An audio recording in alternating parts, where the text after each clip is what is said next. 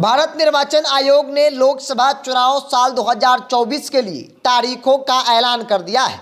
इस बार 7 चरणों में मतदान कराए जाएंगे। वही रिजल्ट 4 जून को घोषित कर दिए जाएंगे।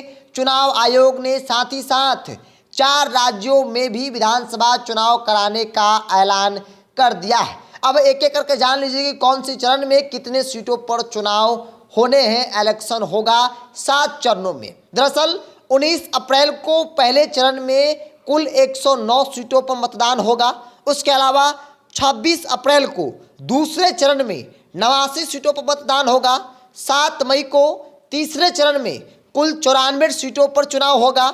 13 मई को चौथे चरण में कुल 96 सीटों पर चुनाव होगा।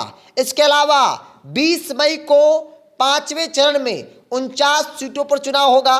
25 मई को छठे चरण में 57 सीटों पर चुनाव होगा और 1 जून को 7वें चरण यानी अंतिम चरण में कुल 57 सीटों पर चुनाव होगा और 4 जून को वोटों की गिनती होगी और पता चल जाएगा कि इस देश में क्या मोदी की वापसी हो रही है या फिर नहीं, चूंकि दावे किए जा रहे हैं। बहरहाल हम आपको चुनाव से संबंधित जानकारी दे रहे हैं। कुल 7 चरणों में चुनाव कराए जाएंगे। इसी के साथ साथ 4 राज्यों के विधानसभा चुनाव होंगे और 4 राज्यों में उपचुनाव कई सीटों पर होने हैं, जिसमें एक राज्य बिहार भी है। अगिगांव से मनोज मंजिल की सदस्यता जाने के बाद यहां से भी चुनाव होने हैं। तो मौजूदा लोकसभा का कार्यकाल 16 जून को खत्म हो रहा है और नई लोकसभा का गठन उससे पहले होना है।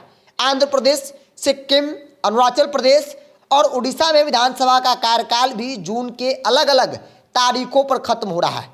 चुनाव की घोषणा करते हुए मुख्य निर्वाचन आयुक्त राजीव कुमार ने कहा कि हमारी टीम पूरी तरीके से तैयार है। हम भारतीय लोकतंत्र के सबसे बड़े उत्सव के लिए पूरी तरह तैयार हैं। हमारा वादा इस तरह से राष्ट्रीय चुनाव कराने का है जिससे विश्व स्तर पर भारत का गौरव बढ़े।